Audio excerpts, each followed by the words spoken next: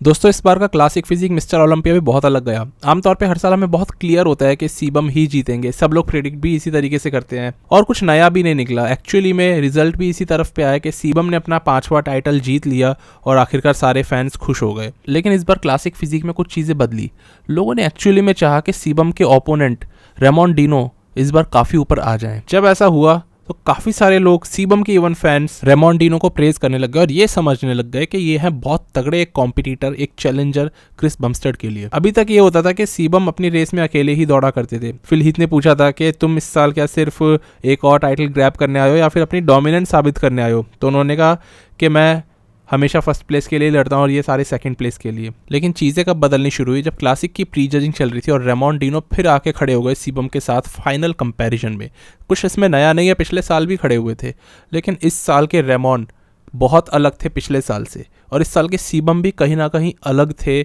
एक एक छोटी से छोटी चीज़ों के अंदर भी, वो मैं आपको गिनवाऊंगा इस वीडियो में। सेम रेमोन सेम दूसरे एथलीट्स के लिए भी बताऊंगा, और ये बदलाव आप लोगों ने भी नोटिस करे थे। बॉडी इन दोनों की बहुत अलग अलग किस्म की है, स्ट्रक्चर बिल्कुल ही अलग है। सीबम बहुत ही वाइड बॉडी कैरी करते हैं, वही रेमोन डिनो एक काफ़ी नैरो किस्म के लैट्स कैरी करते हैं as compare to Chris Bumstead.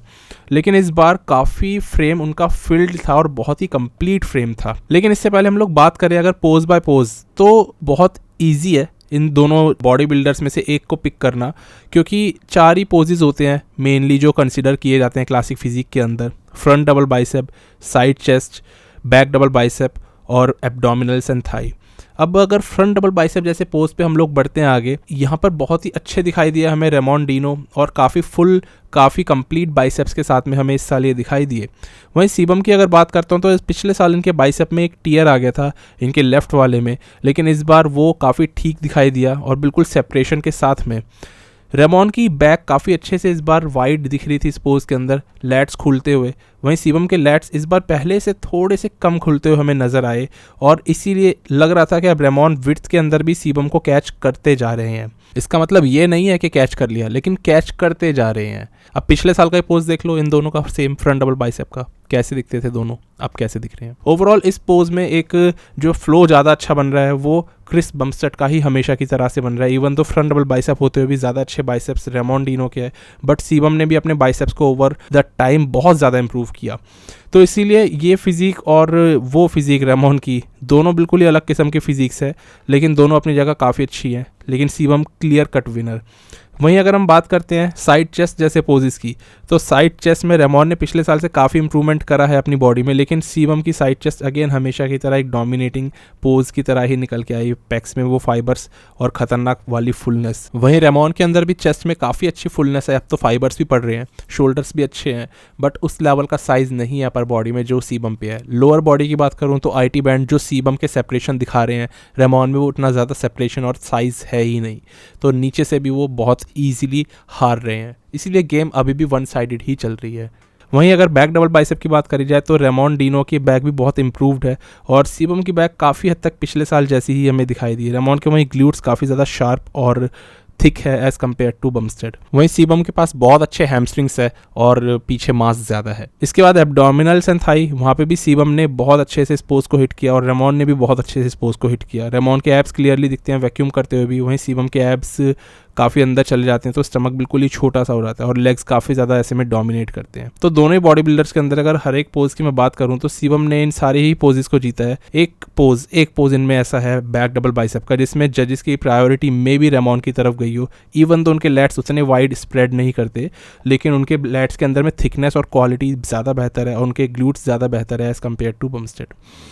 यहाँ पर ये सारे मेन मोटे मोटे हमने पोजेस की बात करी, लेकिन इन दोनों बॉडी बिल्डर्स के अंदर इस साल फ़र्क क्या आया? पिछले साल सीबम अपने एक चौकोर बक्से वाले उस घेरे में खड़े हुए थे, लेकिन इस साल जजेस ने इन दोनों को स्विच करवाया। इसका मतलब उनके दिमाग में एक डाउट आया कि नहीं, ये दूसरा बॉडी बिल्डर भी कुछ कर सकता है। अभी तक जजेस सीबम इन दोनों को कंफर्मेशन थी कि सारे बॉडी बिल्डर सेकंड प्लेसिंग के लिए ही कम्पीट करते हैं, लेकिन इस बार जजेस ने कहा नहीं, ऐसा नहीं है, ये बॉडी बिल्डर भी फर्स्ट प्लेस के लिए कम्पीट कर रहा है तुम्हारे साथ। और यही सोचते हुए उन्होंने इन दोनों बॉडी बिल्डर्स को स्विच कराया। पिछले साल तो ऐसा नहीं किया था, पिछले साल इसका मतलब सारे बॉडी बिल्डर सेकंड प्लेस के लिए ही कम्पीट कर रहे थे, पर इस साल जजेस ने एक डाउट मन में रखा और रेमोन को भी वो मौका दिया, चांस दिया कि तुम भी आओ उस चौकोर बक्से में प्रॉपरली और हम तुम्हें भी देखना चाहेंगे, कहीं तुम तो फर्स्ट नहीं आ जाओगे। तो ये होता है एक गेम में डोमिनेशन का थोड़ा सा कम होना, जो सीबम का हल्का सा कम हुआ है। ये मतलब नहीं है कि वो जीते नहीं है, पर इससे आने वाले सालों की पॉसिबिलिटी जो उनकी बहुत स्ट्रांग थी चैंपियन बनने की ना, वो वीक पड़ती हुई नजर आती है। इसके चलते लोग इस बार रेमॉन के फैन होते हुए काफी नजर आए। हालांकि खुश हुए सीबम जीत गया, बट रेमॉन की इंप्रूव फिजिक ने काफी लोगों का दिल जीता। अब बात करते हैं इनकी फिजिक में एक्चुअल इंप्रूवमेंट्स क्या आए थे, और वो हमें पता लगेंगे पिछले साल की इनकी फोटोज को इस साल कंपेयर करने से। अब हम इस वाले सेक्शन पे चलते हैं और इसके बाद यही कंपैरिजन सीबम का भी पिछले साल से इस साल मैं करने वाला हूँ। पहले रेमॉन की बात करेंगे। पिछले साल रेमॉन जो थे ना, पोजिंग जिस तरीके से कर रहे थे, इस बार उन्होंने अपनी पोजिंग ही काफ़ी ज़्यादा बदल दी है। लास्ट ईयर वो अपने एब्स को दिखाने पे उतना फोकस नहीं कर रहे थे, आप किसी भी शॉट में देख लो, लेकिन इस साल तो जैसे ही वो आकर के खड़े हुए और उन्होंने फ्रंट रिलैक्स्ड पोज अपना दिखाया, तो इनका मकसद ही इसमें ये था अपने एब्स को दिखाएं, अपने लेग्स के अंदर कट्स को दिखाएं, जो फुलनेस इन्होंने एक साल में बनाई है उसको दिखाएं। ये पोज पिछले साल तक इनके पास में नहीं था। इन्होंने एब्स कई बार इस तरह से दिखाए हैं, इनके एब्स खतरनाक है, ये इनको इस साल समझ आ गया। और उसके बाद में एक फ़र्क ये था कि सीबम के पास हमेशा एक कंसिस्टेंसी रहती है अपने लेग्स को टाइट करके रखने की, वो हर एक पोज में एकदम टाइट लेग्स दिखाते हैं, बट रेमॉन के पास में वो नहीं है।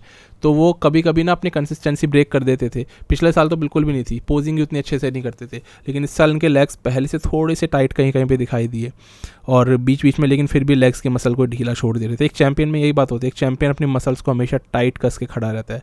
सीबम हमेशा उस चीज़ को करना जानते हैं, बट इस साल रेमॉन ने अपनी इस चीज़ पे काम करा, अपनी बॉडी की हर एक मसल कंटिन्यूसली ज़्यादा से ज़्यादा टाइम के लिए दिखाई है। ये चीज़ किसी को सीखनी है तो क्योन पियर्सन से सीखनी चाहिए, वो बंदा कभी अपने लेग्स को ढीला नहीं छोड़ता। इस बार इसके अलावा रेमॉन ने कुछ नए पोजेस भी ऐड करे, जैसे साइड ट्राइसेप पोज उन्होंने पिछले साल नहीं किया था अपने रूटीन में, इस साल लेकिन शामिल कर लिया, क्योंकि वो है ही इतना खतरनाक उनका पोज। तो इस साल एक्सप्लोर हो रहे हैं, वो अपने आप को एक्सप्लोर कर रहे हैं कि क्या क्या खासियत है मेरी बॉडी में। साइड ट्राइसेप में उनके एब्स बहुत अच्छे दिखते हैं और ट्राइसेप्स भी बड़े अच्छे हैं, ये पिछले साल तक नहीं था। अब इसी तरह से अगर मैं एग्जांपल दूं तो फ्रंट डबल बाइसेप उन्होंने पिछले साल तक वो ऐसे करते थे, जिसमें कि वो हाथ थोड़े से नीचे रहते थे उनके बाइसेप्स और लैट्स थोड़े से छोटे दिखते थे, और स्टमक आउट करके ये मतलब कि चेस्ट अप करके ये इस वाले पोज को मारते थे। लेकिन इस साल इन्होंने इस पोज को किस तरह करा, बता सकते हो ये पोज का स्टाइल कैसा है?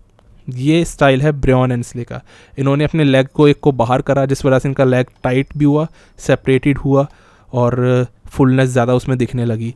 उसके बाद इन्होंने अपने हाथों को थोड़ा सा ऊपर करके इस बार पोज हिट किया है, पहले हाथ नीचे रहते थे, तो इनके लैट्स भी इस साल थोड़े से बड़े वाइड खुलते हुए नजर आए और ओवरऑल इनका फ्रंट डबल बाइसेप पोज का बिल्कुल एक शेप ही चेंज हो गया। तो बहुत इंप्रेसिव इन्होंने पोजिंग हिट करनी शुरू करी, पिछले साल तक इनको पोजिंग नहीं आती थी। तो एक कॉन्फिडेंस इस साल बहुत अच्छा आ रहा है, मसल बहुत ज़्यादा टाइट कर रहे हैं। लास्ट ईयर क्या पूरी पोजिंग देख सकते हो इनकी, बहुत सॉफ्ट मसल थी, टाइट भी नहीं कर पाते थे। उसके अलावा जो बॉडी में इंप्रूवमेंट्स है वो ये है कि फुलनेस पहले से ज़्यादा है, लेग्स का साइज बढ़ा हुआ दिख रहा है, ओवरऑल लैट्स भी पहले से ज़्यादा बेहतर खुल रहे हैं, वैक्यूम एकदम प्रॉपर डीप मार रहे हैं और बॉडी ज़्यादा पतली स्किन के साथ में है।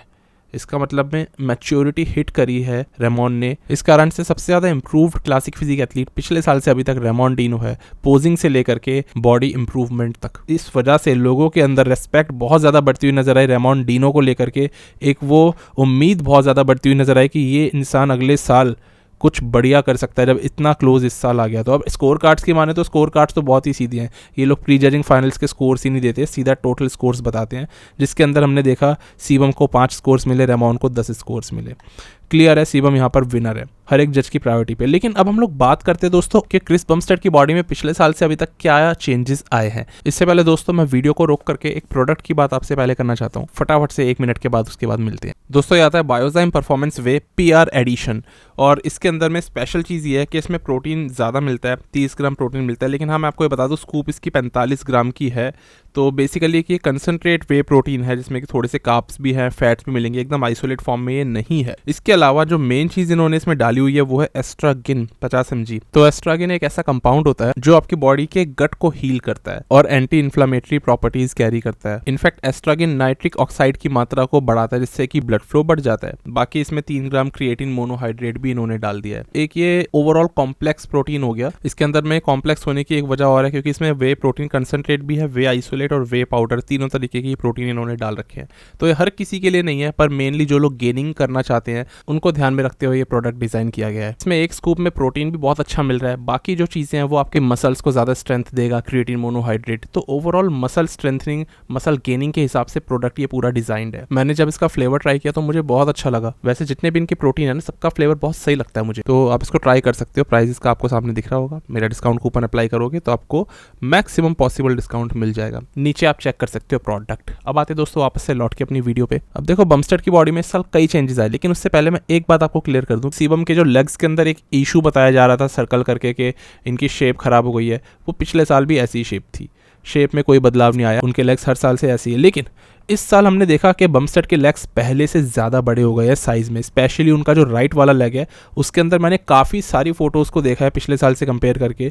हर एक जगह पे मुझे ऐसा दिख रहा है कि उनका जो राइट वाला लेग है उसका साइज़ पहले से बड़ा है, स्पेशली वो लेग अंदर से थोड़ा सा और ग्रो हुआ है। वहीं अगर बात करता हूँ उनके शोल्डर्स की, तो इस बार आपने अगर नोटिस किया हो तो बमस्टड जब अपना फ्रंट लैट स्प्रेड कर रहे थे तो हर साल उनका फ्रंट लैट स्प्रेड, यानी कि ये पिछले साल 2022 के अंदर ही आप देखोगे इनके जो शोल्डर का साइड पोर्शन है, यानी जिसको हम साइड डेल्ट कहते हैं, वो साइड मसल बहुत पॉप होता था, एक पॉइंटेड आउट निकलता था और वो बहुत अच्छा लगता था।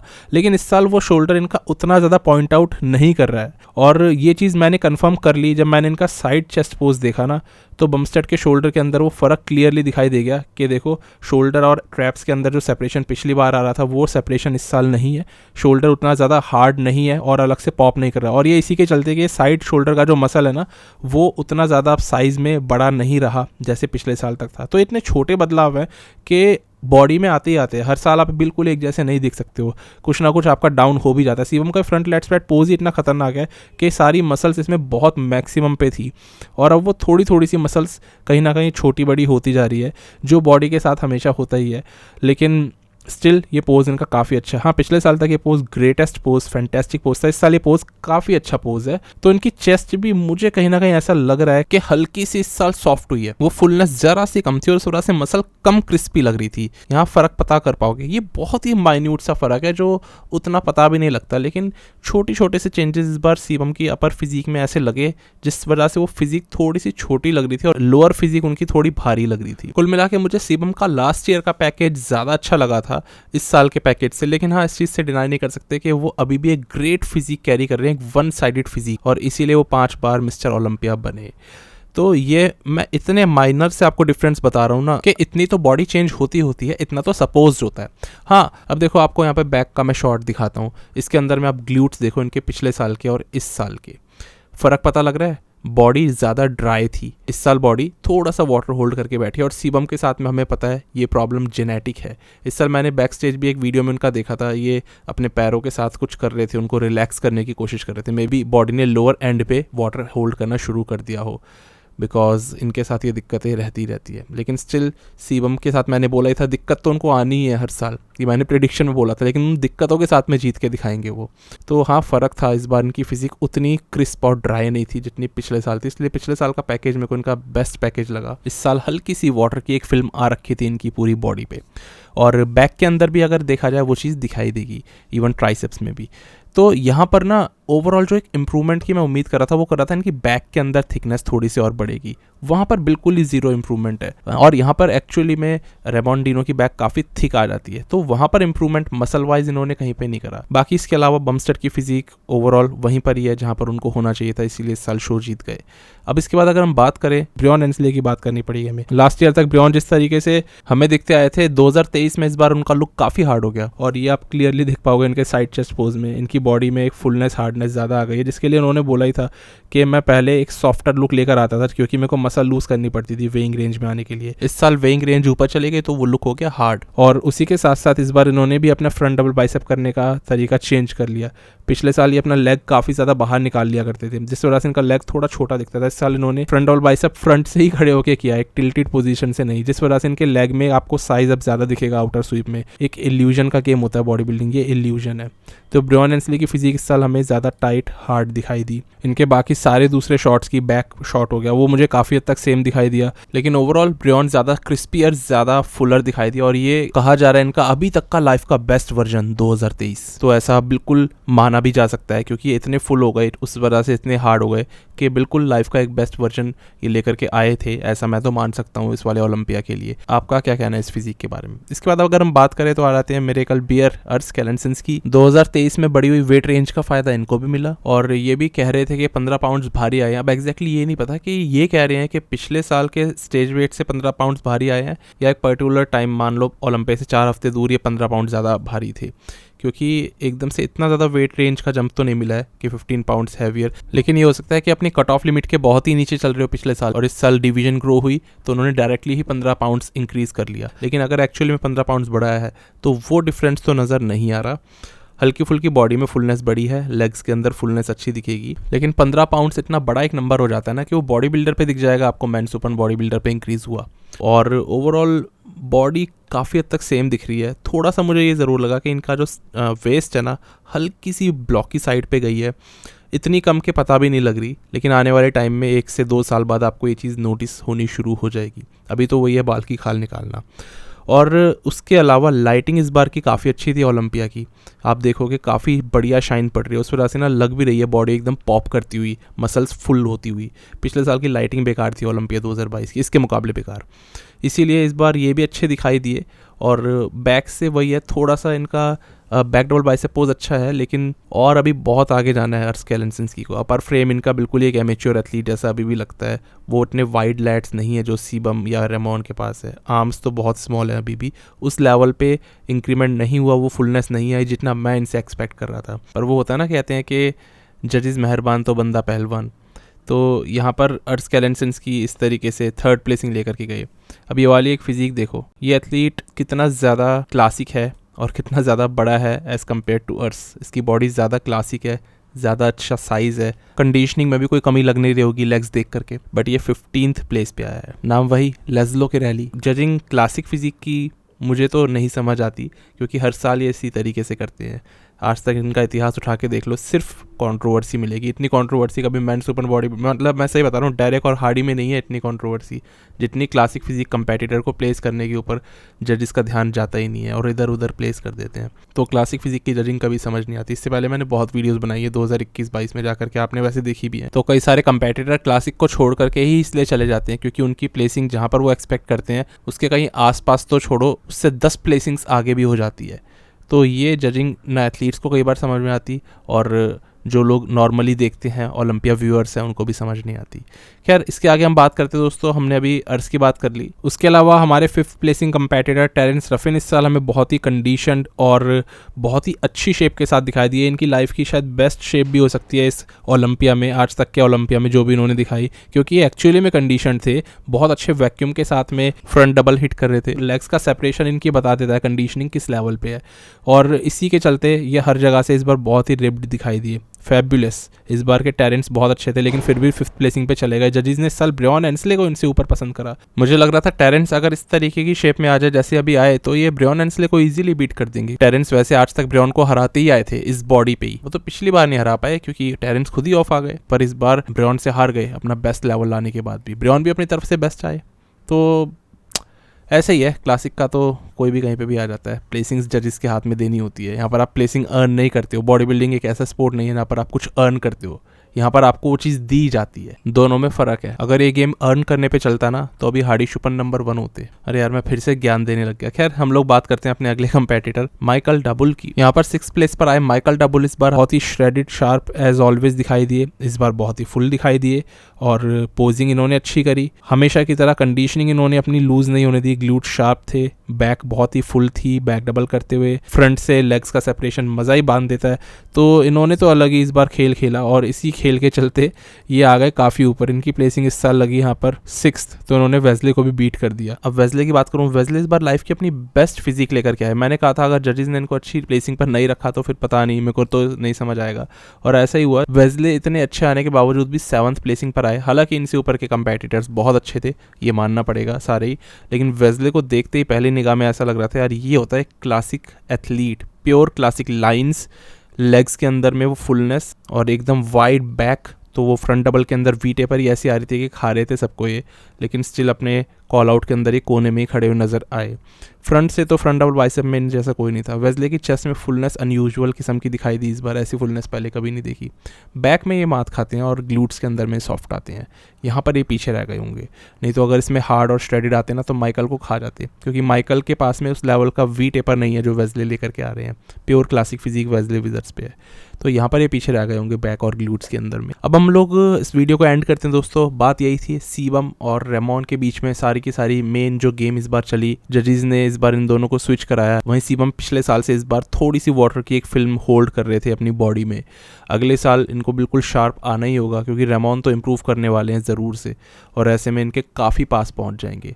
अगले साल के लिए आपको क्या लगता है, रेमॉन नए क्लासिक फिजिक चैंपियन बन सकते हैं, या सीबम अपनी डोमिनेंस फैलाते हुए 6th टाइटल अपना ले जाएंगे? नीचे कमेंट ज़रूर करना। मुझे लगता है सीबम आज भी उसी सुप्रीमेसी पे है अपनी डिवीजन के अंदर में, लेकिन हाँ, नेक्स्ट ईयर तक बहुत सारी चीज़ें, यानी कि आने वाले 11 महीनों तक बहुत सारी चीज़ें बदल जाने वाली हैं। कोई यहाँ पर रुकने वाला नहीं है। देखते हैं क्या होता है। बस दोस्तों, मिलते हैं मेंस ओपन की एक वीडियो में, जिसमें मैं हार्डी शुपन और डेरेक लैंसवर्थ दोनों की फिजिक का कंपैरिजन करूंगा। कुछ अलग किस्म के उसमें पॉइंट्स रखने की कोशिश करूंगा। उसमें मिलते हैं दोस्तों। बस तब तक के लिए स्टे ट्यून, गुड बाय, शुक्रिया।